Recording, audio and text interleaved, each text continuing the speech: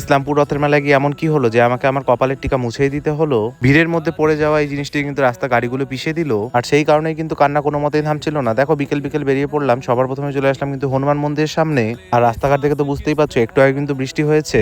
মেলাতে কিন্তু আমাদের আগে আসার কথা ছিল, যেহেতু একটু আগে বৃষ্টি হয়েছে, বৃষ্টি কমার পরেই কিন্তু চলে আসলাম আমরা মেলাতে। এই হলো কোর্টের মাঠের সামনের গেট, দেখতেই পাচ্ছ কি ভিড়। এই ভিড় দেখে ভাবছিলাম মেলায় ঢুকবো কিনা, তারপর একটু আগাতেই দেখলাম এই গেটটা কিন্তু ফাঁকাই ছিল। তারপরে গেটের সামনে এগোতে একজন কিন্তু আমাকে ধরে হট করে টিকা পরিয়ে দিল। জোরপূর্বক এভাবে না জানিয়ে টিকা পাওয়াটা কিন্তু আমার বেশ খারাপই লেগেছে।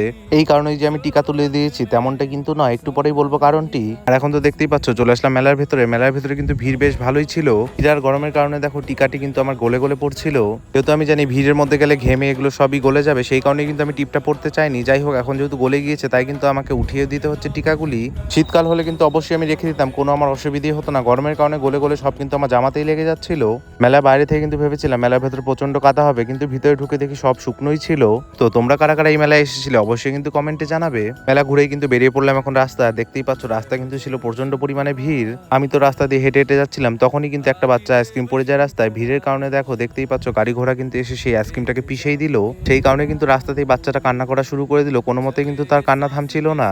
আর এখন কিন্তু আমরা সবাই মিলে চলে আসলাম চা খেতে, যেহেতু সন্ধ্যা হয়ে গেছে, মেলাতেও কিছু খাওয়া হয়নি, তাই চলে আসলাম চা খেতে। আর একটু পরে কিন্তু আমাদের একটি প্রোগ্রাম অ্যাটেন্ড করার কথা ছিল, সেই বিষয়ে কিন্তু আমরা চা খেতে খেতে আলোচনা করছিলাম। আর এখন কিন্তু রথ চলে যাচ্ছে মাসির বাড়ি। আবার দেখা হচ্ছে তোমাদের সাথে উল্টো রথে, আজকের মতো বাই।